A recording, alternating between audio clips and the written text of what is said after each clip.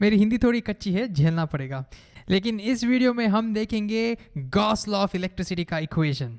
हम एक सिंपल से केस का शुरुआत करके इस इक्वेशन की पूरी डिटेल्स पढ़ेंगे, मज़ा आएगा। चलो शुरू करते हैं।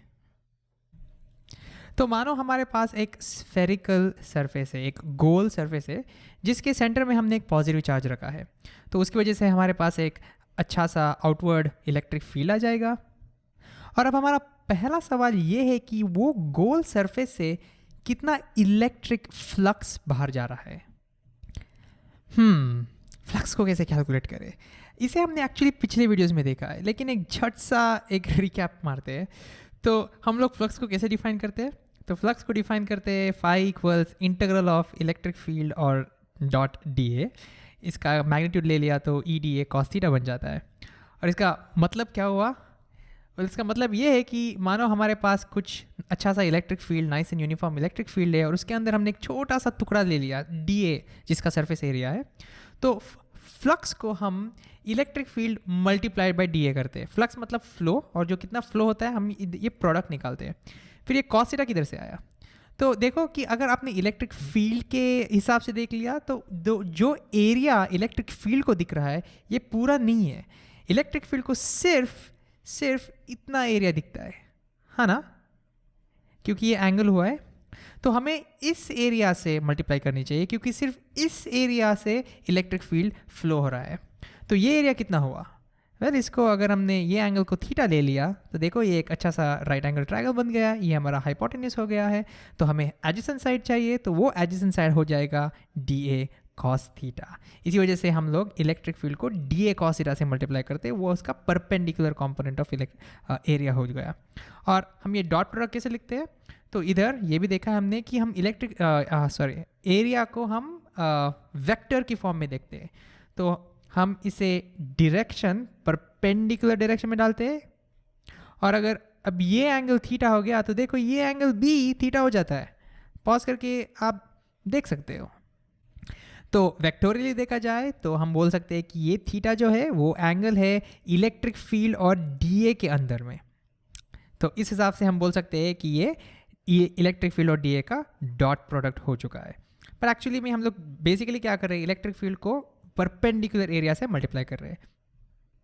और हाँ, ये मैं जस्ट याद कर रहा हूँ, हम लोग ये एक्चुअली पिछले वीडियोस में देखा है। सो अगर आपको रिवाइज करना हो तो आप पिछले वीडियो में जाके, जिसका नाम है electric flux in vector form, वो वीडियो जाके रिवाइज कर सकते हैं। तो चलो, अब काम ये है कि हमें इलेक्ट्रिक फ्लक्स थ्रू ये गोल सरफेस निकालना है। तो कैसे निकाले? तो ऐसा करते हैं कि थोड़ा काम मैं करूँगा और फिर वीडियो पॉज करके थोड़ा काम आप करेंगे, ठीक है? तो इसे थोड़ा जूम इन करके देखते हैं। तो फ्लक्स कैलकुलेट करने के लिए मैं एक छोटा सा टुकड़ा लेता हूँ इधर। उस टुकड़े का एरिया मानो कि डी ए है, और वहाँ पे इलेक्ट्रिक फील्ड जो होता है इस जगह पे हम उसे ई बुलाते हैं।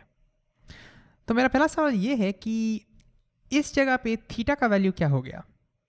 देखिए कि ये एक स्फीयर है, और आपको मैथमेटिक्स से आपको पता होगा कि स्फीयर की एक प्रॉपर्टी जो होती है कि उसकी जो सरफेस होती है ना, वो रेडियस को परपेंडिकुलर होती है सिर्फ। और ये डी ए जो है ये पार्ट ऑफ द सरफेस हो गया, और electric field along the radius है। इसका मतलब ये है कि ये डी ए जो है ना, वो पूरा डी ए इलेक्ट्रिक फील्ड को परपेंडिकुलर हो गया है।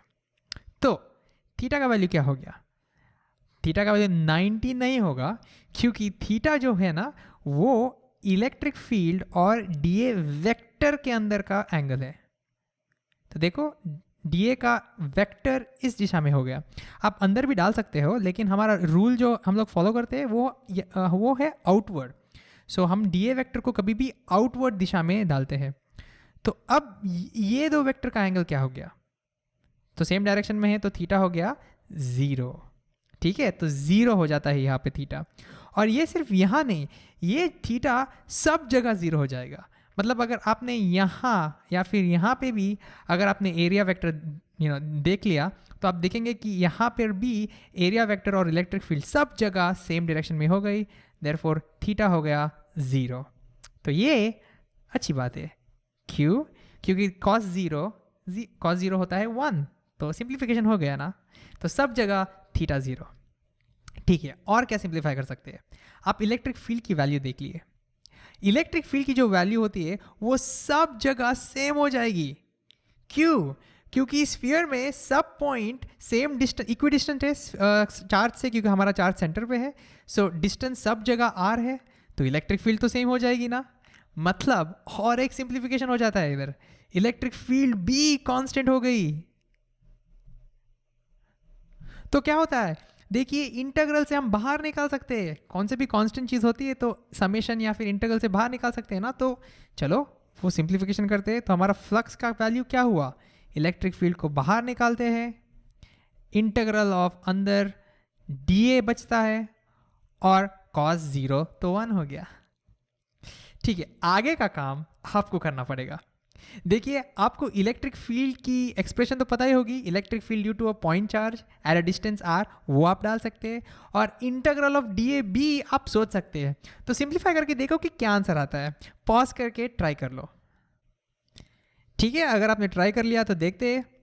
तो फ्लक्स की वैल्यू होती है electric field due to a point charge, वो कितनी होती है, उसका एक्सप्रेशन होता है कूलम्स लॉ से आता है, Q divide by 4 pi epsilon not into r²।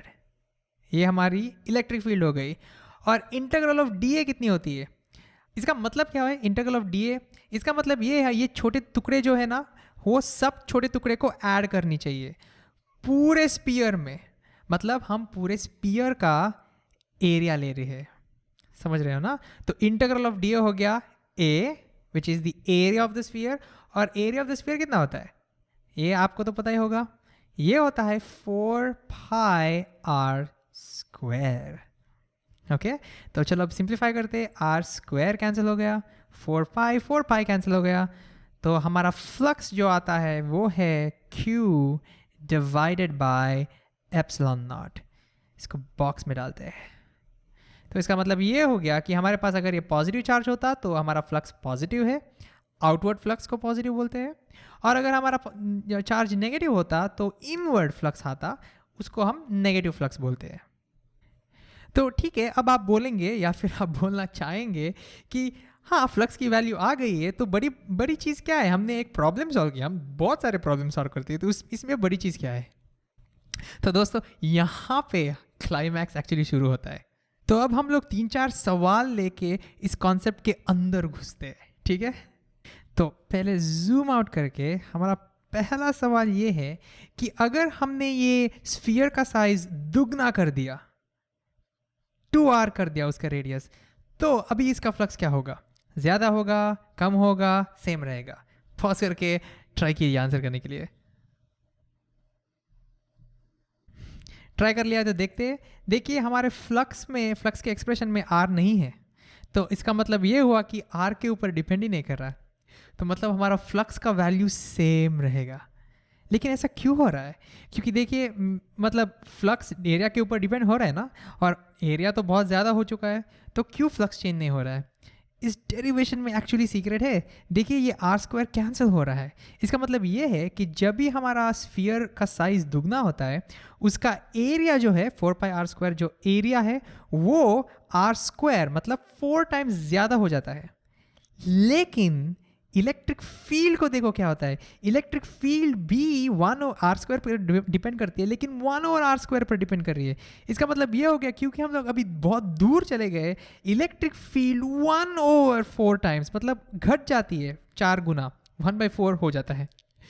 तो अब भी आपने इलेक्ट्रिक फ्लक्स को कैलकुलेट किया, जो प्रोडक्ट ले लिया, तो देखो वो ये दोनों का जो इफेक्ट है वो कैंसिल होके हमारा फ्लक्स इंडिपेंडेंट ऑफ साइज होता है। तो इसका मतलब ये हुआ कि क्योंकि हमारा इलेक्ट्रिक फील्ड 1 और r² लॉ फॉलो कर रहा है, इसकी वजह से हमारा फ्लक्स जो है वो स्फीयर के साइज के ऊपर नहीं डिपेंड करता। अगर कोई दूसरा लॉ फॉलो करता, मतलब r³ या फिर कोई दूसरा पावर होता, तो हमारा फ्लक्स साइज के ऊपर डिपेंड करता। तो इनवर्स स्क्वायर लॉ की वजह से हमारा फ्लक्स डिपेंड नहीं करता साइज के ऊपर। ओके, तो हमारा दूसरा सवाल ये है कि इस बार अगर हमने ये स्फीयर को थोड़ा राइट में शिफ्ट कर दिया, या फिर चार्ज को थोड़ा लेफ्ट में शिफ्ट कर दिया, ऑफ सेंटर, अभी सेंटर में नहीं आ रहा है, तो अब भी फ्लक्स की वैल्यू क्या होगी, सेम रहेगी, ज़्यादा होगी या फिर कम हो जाएगी? सोच लिया है तो देखते हैं। इस बार हमें रीडिराइव करना पड़ेगा क्योंकि ये डेरिवेशन था जब भी हमारा चार्ज सेंटर में, अभी सेंटर में नहीं है, तो अगर रीडिराइव किया तो क्या चेंजेस आ जाएंगे। तो देखिए पहली चीज़ ये है कि इलेक्ट्रिक फील्ड तभी कांस्टेंट थी, अभी क्या कांस्टेंट रहेगी? नहीं, क्योंकि यहाँ पे हम लोग बहुत नज़दीक है चार्ज के, तो यहाँ पे इलेक्ट्रिक फील्ड ज़्यादा हो गई, और अगर यहाँ से यहाँ गए तो इलेक्ट्रिक फील्ड कम हो जाएगी, तो अभी कांस्टेंट नहीं है। इसका मतलब हम इलेक्ट्रिक फील्ड को इंटीग्रल से बाहर नहीं निकाल सकते इस बार। और थीटा क्या हो जाता है? देखिए लास्ट टाइम थीटा 0 था, लेकिन इस बार अगर हम लोग ने ये डी ए वेक्टर ड्रॉ कर दिया तो देखिए एंगल जो है वो 0 नहीं रहेगा, सब जगह एंगल चेंज होता जाएगा। मतलब ये भी कांस्टेंट नहीं है, 0 नहीं है। इसका मतलब ये हुआ कि अभी ये इंटीग्रल बहुत मुश्किल हो जाता है ना। तो ऐसा लगता है कि चेंज तो डेफिनेटली हो सकता है ना, लेकिन इलेक्ट्रिक फ्लक्स चेंज नहीं होगा। टा टा टा। जी हाँ, इलेक्ट्रिक फ्लक्स की वैल्यू एग्जैक्टली सेम रहेगी। अब आप पूछेंगे कि कैसे प्रूव कर सकते हैं क्या आप? तो डेफिनेटली हम प्रूव कर सकते हैं, लेकिन और वो बहुत बढ़िया प्रूफ है, और वो अगले वीडियो में हम लोग देखेंगे कि मुझे स्लोली करना है। लेकिन इलेक्ट्रिक फ्लक्स की वैल्यू सेम ही आएगी, आप जहाँ चाहिए वहाँ चार्ज रखो, इलेक्ट्रिक फ्लक्स की वैल्यू सेम आ जाएगी। तो देखिए मैं प्रूव तो नहीं करूँगा, लेकिन आपको थोड़ा फील ज़रूर लाना चाहता हूँ, तो थोड़ा इमेजिन करते हैं। देखिए इस बार इमेजिन करते हैं कि ये इलेक्ट्रिक फील्ड नहीं शूट कर रहा है, या लेकिन हम इमेजिन करते हैं कि ये बुलेट्स को शूट कर रहा है ऐसे, और मान लेते हैं कि जब ये हमारा स्फीयर इधर था, जब ये चार्ज सेंटर में था, तभी 1 2 3 4 5 6 7 8 9 10 11 या फिर 12, मुझे मालूम नहीं। हाँ, तो मान लेते कि 12 बुलेट्स हर मिनट आ रहे थे, बाहर आ रहे थे इस स्फीयर से, 12 बुलेट्स पर मिनट। तो अब मेरा सवाल ये है कि अगर हमने हमारे स्फीयर को थोड़ा राइट में शिफ्ट कर दिया, तो अब भी कितने बुलेट्स आएंगे पर मिनट इस स्फीयर से? देखिए चार्ज तो सेम है, तो बुलेट्स भी तो सेम अमाउंट शूट करेगी, वो तो चेंज नहीं हो जाएगी। तो अगर हमने टोटल कैलकुलेट किया तो 12 ही आनी चाहिए ना। किधर जाएंगे वो बुलेट्स? वो कोई अटकेगा नहीं, मतलब ये हाइपोथेटिकल स्फीयर है तो किधर भी वो अटकेगा नहीं, तो 12 ही आनी चाहिए ना। तो बुलेट की फ्लक्स तो सेम ही आनी चाहिए ना, वैसे ही इलेक्ट्रिक फ्लक्स भी सेम आ जाएगा। हाँ, छोटा सा डिटेल ये है कि यहाँ पे बुलेट्स जल्दी बाहर निकलेंगे और यहाँ पे थोड़ी ज़्यादा देर लगेगी, लेकिन 1 मिनट में 12 ही निकलेंगे, है ना। तो फ्लक्स सेम ही रहेगा। और अब हम लोग और आगे जा सकते हैं। स्फीयर की क्या स्पेशलिटी है? स्फीयर को छोड़ो, अगर हमने स्फीयर को हटा दिया और कौन से भी सरफेस को डाल दिया तो भी आंसर सेम ही आना चाहिए ना। मतलब हम लोग ने डिराइव किया था स्फीयर को, लेकिन कितना जनरल है देखिए ये चार्ज अगर कौन से भी स्फीयर, कौन से भी सरफेस ने एनक्लोज कर दिया तो फ्लक्स सेम ही आ जाएगी। लेकिन एक छोटा सा डिटेल है, अगर इस सरफेस में थोड़ा छेद होता, एक छोटा सा होल होता, तो देखिए फ्लक्स लीक हो जाता, इसमें एक बुलेट कम बाहर निकलता इस सरफेस से, क्योंकि इधर से लीक हो रहा है ना। मतलब अगर हमें सेम आंसर चाहिए तो किधर भी होल्स नहीं होनी चाहिए।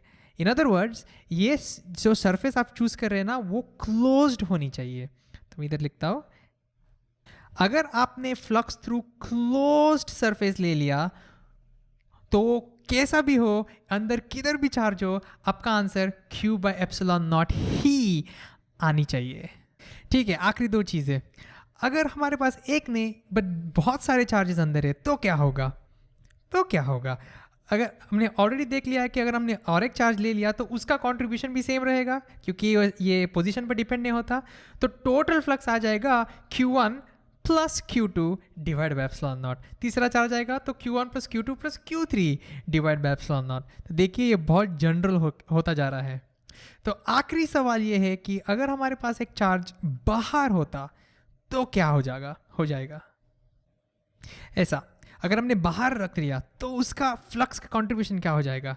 क्या आप सोच सकते हैं बुलेट्स के एनालॉजी यूज़ करके? तो ठीक है, जल्दी से देखते हैं। अभी आप बुलेट्स को देख रहे हैं, तो देखिए इधर सिर्फ 2 बुलेट अंदर जा रहा है, मतलब नेगेटिव फ्लक्स हो गया, लेकिन वही 2 बुलेट बाहर भी जा रहा है, उसका पॉजिटिव फ्लक्स हो जाएगा, मतलब टोटल फ्लक्स हो गया 0। तो अगर आपने बाहर कौन सा भी चार्ज रखा तो उसकी वजह से जो बुलेट्स अंदर या फिर बाहर जाते हैं वो इक्वल ही रहते हैं, मतलब उसका नेट कंट्रीब्यूशन होगा 0। मतलब बाहर के चार्जेस फ्लक्स को नहीं कंट्रीब्यूट करते, सिर्फ अंदर के चार्जेस। तो हो गया हमारा पूरा जनरलाइजेशन। इस पूरे कहानी को एक इक्वेशन में लिखते हैं अभी। इसको हटा देते हैं, तो एक लाइन में ये पूरी स्टोरी लिखनी होती तो हम लोग क्या लिखते हैं? तो हम बोलेंगे कि टोटल फ्लक्स, और ये हो गया हमारा गाउस लॉ, ठीक है। Total flux through any close surface, कौन से भी क्लोज सरफेस ले लिया, और हम लोग इंटीग्रल में एक ऐसा 0 डालते हैं बताने के लिए ये कि क्लोज सरफेस है। तो क्लोज सरफेस ले लिया तो कितना आएगा उत्तर? आंसर आएगा टोटल चार्ज, जो चार्जेस अंदर है वो पूरे चार्जेस को ऐड कर लो। तो टोटल चार्ज, अगर चाहिए तो आप सिग्मा भी लिख सकते हो, डिवाइडेड बाय एप्सिलॉन नॉट। तो ये हो गया हमारा गाउस लॉ। चार्जेस जो बाहर आते हैं वो हमें इफेक्ट नहीं करते, वो इलेक्ट्रिक फील्ड जरूर डालते हैं यहाँ पे, लेकिन फ्लक्स को कंट्रीब्यूट नहीं करते। तो मतलब कमाल की चीज़ ये थी कि हमने फ्लक्स को डिराइव किया सिर्फ एक सिंपल केस में जो स्फीयर था और चार्ज सेंटर में था, लेकिन ये अभी एकदम जनरल फॉर्मूला बन गया है इलेक्ट्रोस्टैटिक्स का, एकदम बहुत इंपॉर्टेंट फॉर्मूला, गाउस लॉ।